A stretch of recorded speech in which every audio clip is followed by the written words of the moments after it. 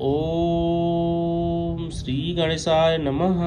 श्री सीतारामचंद्राभ्याम नमः। श्रीमद् वाल्मीकि रामायण महात्म्यम प्रथमो अध्यायः। कलयुग की स्थिति, कलिकाल के मनुष्यों के उद्धार का उपाय, रामायण पाठ, उसकी महिमा, उसके श्रवण के लिए उत्तम काल आदि का वर्णन। श्री रामः शरणं समस्त जगतां, रामं विना का गति, रामेण प्रतिहन्यते कलिमलं, रामाय कार्यं नमः।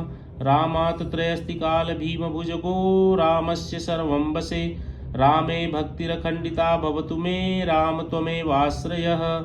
श्री रामचंद्र ही समस्त संसार को शरण देने वाले हैं। श्री राम के बिना दूसरी कौन सी गति है। श्री राम कलयुग के समस्त दोषों को नष्ट कर देते हैं, अतः श्री रामचंद्र जी को नमस्कार करना चाहिए। श्री राम से काल रूपी भयंकर सर्प भी डरता है। जगत का सब कुछ भगवान श्री राम के वश में है। श्री राम में मेरी अखंड भक्ति बनी रहे। हे राम, आप ही मेरे आधार हैं। चित्रकूटालयं राममिंदिरानंद मंदिरम, वंदे च परमानंदम भक्तानाम भयप्रदम। चित्रकूट में निवास करने वाले भगवती लक्ष्मी अर्थात सीता के आनंद निकेतन और भक्तों को अभय देने वाले परमानंद स्वरूप भगवान श्री रामचंद्र जी को मैं नमस्कार करता हूँ। ब्रह्मा विष्णु महेशाद्या यस्यांसा लोक साधकाः, नमामि देवं चिद्रूपम विशुद्धम परमं भजे। संपूर्ण जगत के अभीष्ट मनोरथों को सिद्ध करने वाले अर्थात सृष्टि, पालन एवं संहार के द्वारा जगत की व्यावहारिक सत्ता को सिद्ध करने वाले ब्रह्मा विष्णु और महेश आदि देवता जिनके अभिन्न अंश मात्र हैं, उन परम विशुद्ध सच्चिदानंदमय परमात्म देव श्री रामचंद्र जी को नमस्कार करता हूँ तथा उन्हीं के भजन चिंतन में मन लगाता हूँ। ऋषय ऊचुः भगवन् सर्वमाख्यातं यत्पृष्ठं विदुषात्वया, संसार पाशबद्धानां दुखानि सुबहूनि च। ऋषियों ने कहा, भगवान आप विद्वान हैं, ज्ञानी हैं। हमने जो कुछ पूछा था वह सब आपने हमें भली भांति बताया है। संसार बंधन में बंधे हुए जीवों के दुख बहुत हैं। एतत् संसार पाशस्य छेदक कतम स्मृत, कलौ वेदोक्त मार्गश्च नश्यन्तीति त्वयोदिता। इस संसार बंधन का उच्छेद करने वाला कौन है। आपने कहा है कि कलयुग में वेदोक्त मार्ग नष्ट हो जाएंगे। धर्म निरतानां च यातनाश्च प्रकीर्तिताः, घोरे कलियुगे प्राप्ते वेद मार्ग बहिष्कृते, पाखंडत्वं प्रसिद्धं वै सर्वैश्च परिकीर्तितम्। अधर्म युक्त पुरुषों को प्राप्त होने वाली यातनाओं का भी आपने वर्णन किया है। घोर कलयुग आने पर जब वेदोक्त मार्ग लुप्त हो जाएंगे, उस समय पाखंड फैल जाएगा। यह बात प्रसिद्ध है, प्रायः सभी लोगों ने ऐसी बात कही है। कामार्ता ह्रस्व देहाश्च लुब्धा अन्योन्य तत्पराः, कलौ सर्वे भविष्यन्ति स्वाल्पायुर्बहुपुत्रकाः। कलयुग के सभी लोग काम वेदना से पीड़ित, नाटे शरीर के और लोभी होंगे तथा धर्म और ईश्वर का आश्रय छोड़कर आपस में एक दूसरे पर ही निर्भर रहने वाले होंगे। प्रायः सब लोग थोड़ी आयु और अधिक संतान वाले होंगे। स्त्रिय स्वपोषणपरा, वेश्याचरण तत्परा, पतिवाक्यमनादित्य सदान्यगृह तत्पराः, दुःशीलेषु करिष्यन्ति पुरुषेषु सदा स्पृहाम्। उस युग की स्त्रियां अपने ही शरीर के पोषण में तत्पर और वेश्याओं के समान आचरण में प्रवृत्त होंगी। वे अपने पति की आज्ञा का अनादर करके सदा दूसरों के घर आया जाया करेंगी। दुराचारी पुरुषों से मिलने की सदैव अभिलाषा करेंगी। असद्धार्ता भविष्यन्ति पुरुषेषु कुलांगना, पुरुषानृत भाषिन्यो देह संस्कार वर्जिता। उत्तम कुल की स्त्रियां भी पर पुरुषों के निकट ओछी बातें करने वाली होंगी, कठोर और असत्य बोलोंगी तथा शरीर को शुद्ध और सुसंस्कृत बनाए रखने के सद्गुणों से वंचित होंगी। वाचालास्य भविष्यन्ति कलौ प्रायेण योषिताः, भिक्ष वश्चापि मित्रादिश स्नेह संबंध यंत्रिता। कलयुग में अधिकांश स्त्रियां वाचाल अर्थात व्यर्थ बकवास करने वाली होंगी। भिक्षा से जीवन निर्वाह करने वाले सन्यासी भी मित्र आदि के स्नेह संबंध में बंधे रहने वाले होंगे। अन्नोपाधि निमित्तेन शिष्यान् बध्नन्ति लोलुपाः उभाभ्यामपि पाणिभ्यां शिरः कंडूयनं स्त्रियः कुर्वन्त्यो गृहभर्तॄणामाज्ञां भ्रेत्यस्यन्त्यतन्द्रिता। वे भोजन के लिए चिंतित होने के कारण लोभवश शिष्यों का संग्रह करेंगे। स्त्रियां दोनों हाथों से सुर्ख खुजलाती हुई गृहपति की आज्ञा का जानबूझकर उल्लंघन करेंगी। पाखंडाताल निरता पाखंड जन संगिनः यदा द्विजा भविष्यन्ति तदा वृद्धिम गताकली। जब ब्राह्मण पाखंडी लोगों के साथ रहकर पाखंड पूर्ण बातें करने लगें तब जानना चाहिए कि कलयुग बढ़ गया है। घोरे कलियुगे ब्राह्मण जनानां पाप कर्मिणां मन शुद्धि विहीनानां निष्कृतिश्च कथम भवेत्। ब्राह्मण इस प्रकार घोर कलयुग आने पर सदा पाप परायण रहने के कारण जिनका अंतःकरण शुद्ध नहीं हो सकेगा उन लोगों की मुक्ति कैसे होगी। यथा तुष्यति देवेशो देव देवो जगद्गुरु ततो वदस्व धर्मज्ञ सूत धर्म भृतांबर। धर्मात्माओं में श्रेष्ठ सर्वज्ञ सूत जी देवाधिदेव देवेश्वर जगतगुरु भगवान श्री रामचंद्र जी जिस प्रकार संतुष्ट हों वह उपाय हमें बताइए। वद सूत मुनिश्रेष्ठ सर्वमेतद शेषतः कस्य नो जायते तुष्टि सूत तद्वचनामृतात्। मुनिश्रेष्ठ सूत जी इन सारी बातों पर आप पूर्ण रूप से प्रकाश डालिए। आपके वचनामृत का पान करने के लिए किसको संतोष नहीं होता है। सूत उवाच श्रीध्वमृषय सर्वे यदिष्टं वो वदाम्यहं गीतं सनत्कुमाराय नारदेन महात्मना रामायणं महाकाव्यं सर्ववेदेषु सम्मतं सर्वपाप प्रशमनं दुष्टग्रह निवारणम। सूत जी ने कहा, मुनिवरों आप सब लोग सुनिए, आपको जो सुनना अभीष्ट है वह मैं बताता हूँ। महात्मा नारद जी ने सनत कुमार को जिस रामायण नामक महाकाव्य का गाने सुनाया था वह समस्त पापों का नाश और दुष्ट ग्रहों की बाधा का निवारण करने वाला है। वह संपूर्ण वेदार्थों की सम्मति के अनुकूल है। दुस्वप्ननाशनम धन्यम मुक्ति भुक्ति मुक्ति फलप्रदम रामचंद्र कथोपेतम सर्वकल्याण सिद्धिदम। उससे समस्त दुस्वप्नों का नाश हो जाता है। वह धन्यवाद के योग्य तथा भोग और मोक्ष रूप फल प्रदान करने वाला है। उसमें भगवान श्री रामचंद्र जी की लीला कथा का वर्णन है। वह काव्य अपने पाठक और श्रोताओं के लिए समस्त कल्याणमयी सिद्धियों को देने वाला है। धर्मार्थ काम मोक्षाणाम हेतु भूतम महाफलम अपूर्वम पुण्यफलदम श्रीरुध्वम सुसमाहिता। धर्म अर्थ काम और मोक्ष इन चारों पुरुषार्थों का साधक है, महान फल देने वाला है। यह अपूर्व काव्य पुण्यमय फल प्रदान करने की शक्ति रखता है। आप लोग एकाग्रचित्त होकर इसे श्रवण करें।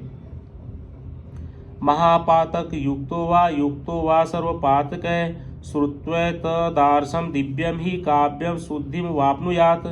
रामायणेन वर्तन्ते सूतराम ये जगद्विता त एव कृतकृत्यास्य सर्वशास्त्रार्थ कोविदाः।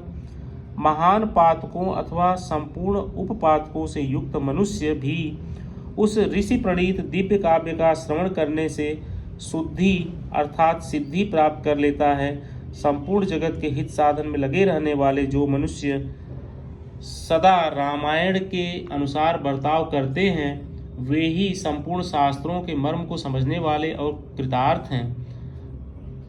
धर्मार्थ काम मोक्षाणाम साधनम च द्विजोत्तमा श्रोतव्यम च सदा भक्त्या रामायण परामृतम।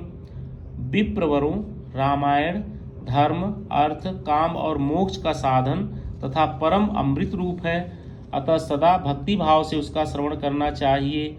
पुरार्जितानि पापानि नाशमायान्ति यस्य वै रामायणे महाप्रीतस्तस्य वै भवति ध्रुवम्। जिस मनुष्य की पूर्व जन्मोपार्जित सारे पाप नष्ट हो जाते हैं उसी का रामायण के प्रति अधिक प्रेम होता है, यह निश्चित बात है। रामायणे वर्तमाने पाप पाशेन यंत्रितः अनादृत्य असद्गाथा सक्त बुद्धि प्रवर्तते। जो पाप के बंधन में जकड़ा हुआ है वह रामायण की कथा आरंभ होने पर उसकी अवहेलना करके दूसरी निम्न कोटि की बातों में फंस जाता है। उन असत गाथाओं में अपनी बुद्धि के आसक्त होने के कारण वह तदनुरूप ही बर्ताव करने लगता है। रामायणम नाम परम तु काव्यम सुपुण्यदम वै सिडु द्विजेन्द्राः यस्मिन् श्रुते जन्म जरादिनाशो भवत्य दोषः स नरोच्युतः स्यात्। इसलिए द्विजेंद्रगण, आप लोग रामायण नामक परम पुण्यदायक उत्तम काव्य का श्रवण करें, जिसके सुनने में जन्म, जरा और मृत्यु के भय का नाश हो जाता है तथा श्रवण करने वाला मनुष्य पाप दोष से रहित हो अच्युत स्वरूप हो जाता है। वरम वरेण्यम वरदम तु काव्यम संतारयत्यासु च सर्वलोकम संकल्पितार्थ प्रदमादित्यकाशम श्रुत्वा च रामस्य पदम प्रयाति। रामायण काव्य अत्यंत उत्तम, वर्णीय और मनोवांछित वर देने वाला है। वह उसका पाठ और श्रवण करने वाले समस्त जगत को शीघ्र ही संसार सागर से पार कर देता है। उस आदि काव्य को सुनकर मनुष्य श्री रामचंद्र जी के परम पद को प्राप्त कर लेता है। ब्रह्मेश विश्वास्य शरीर भेदैर विश्वम सृज्यति च पाति यस्य त्वमादिदेवं परमं वरेण्यमाधाय चेतस्युपयाति मुक्तिम।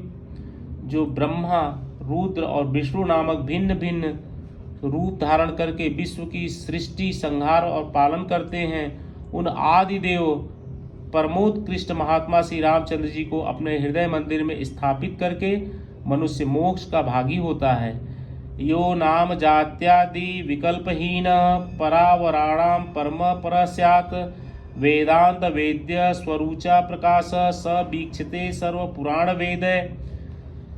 जो नाम तथा जाति आदि विकल्पों से रहित, कार्य कारण से परे, सर्वोत्कृष्ट, वेदांत शास्त्र के द्वारा जानने योग्य एवं अपने ही प्रकाश से प्रकाशित होने वाला परमात्मा है, उसका समस्त वेदों और पुराणों के द्वारा साक्षात्कार होता है। इस रामायण के अनुशीलन से भी उसी की प्राप्ति होती है। ऊर्जे माघे सिते पक्षे चैत्रे च द्विज सप्तमाः नवान्न खलु श्रोतव्यम रामायण कथामृतम। विप्रवरों, कार्तिक मास और चैत्र मास के शुक्ल पक्ष में 9 दिनों में रामायण की अमृतमयी कथा का श्रवण करना चाहिए। इत्येवं शृणुयाद्यस्तु श्रीरामचरितं शुभम सर्वान् कामान वाप्नोति परत्रामुत्र चोत्तमान। जो इस प्रकार श्री रामचंद्र जी के मंगलमय चरित्र का श्रवण करता है, वह इस लोक और परलोक में भी अपनी समस्त उत्तम कामनाओं को प्राप्त कर लेता है। त्रिसप्तकुल संयुक्त सर्व पाप विवर्जितः प्रयाति राम भवनम यत्र गत्वा न सोचते। वह सब पापों से मुक्त हो अपनी 21 पीढ़ियों के साथ श्री रामचंद्र जी के उस परम धाम में चला जाता है, जहाँ जाकर मनुष्य को कभी शोक नहीं करना पड़ता है। चैत्रे माघे कार्तिके च सिते पक्षे च वाचयेत नवाहस्सु महापुण्यम श्रोतव्यम च प्रयत्नतः। चैत्र, माघ और कार्तिक के शुक्ल पक्ष में परम पुण्यमय रामायण कथा का नवाह पारायण करना चाहिए तथा 9 दिनों तक इसे प्रयत्नपूर्वक सुनना चाहिए। रामायण मादिकाव्यम सर्वमोक्ष प्रदायकम तस्मात् घोरे कलयुगे सर्वधर्म बहिष्कृते नवभिर्दिनय श्रोतव्यम रामायण कथामृतम।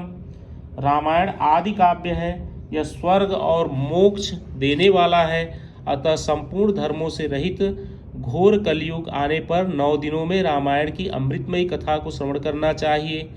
राम नाम पराये तु घोरे कलयुगे द्विजाः त एव कृतकृत्याश्च न कालिर्बाधते हितान्। ब्राह्मणों, जो लोग भयंकर कलिकाल में श्री राम नाम का आश्रय लेते हैं, वे ही कृतार्थ होते हैं, कलयुग उन्हें बाधा नहीं पहुंचाता। कथा रामायणस्यापि नित्यं भवति यद्गृहे तद्गृहं तीर्थरूपं हि दुष्टानां पापनाशनम। जिस घर में प्रतिदिन रामायण की कथा होती है, वह तीर्थ रूप हो जाता है, वहाँ जाने से दुष्टों के पाप का नाश होता है। तावत् पापानि देहे अस्मिन् निवसन्ति तपोधनाः यावन्न श्रूयते सम्यक् श्रीमद् रामायणं नरः। तपोधनों, इस शरीर में तभी तक पाप रहता है जब तक मनुष्य श्री रामायण कथा का भली भांति श्रवण नहीं करता। दुर्लभैव कथालोके श्रीमद् रामायणोद्भवा कोटि जन्म समुत्थेन पुण्येनैव तु लभ्यते। संसार में श्री रामायण की कथा परम दुर्लभ है। जब करोड़ों जन्मों के पुण्यों का उदय होता है तभी उसकी प्राप्ति होती है। ऊर्जे माघे सिते पक्षे चैते च द्विजसप्तमाः यस्य श्रवणमात्रेण सौदासो अपि विमोचिताः। श्रेष्ठ ब्राह्मणों, कार्तिक, माघ और चैत्र के शुक्ल पक्ष में रामायण के श्रवण मात्र से राक्षस भाव संपन्न सौदास भी शाप मुक्त हो गए थे।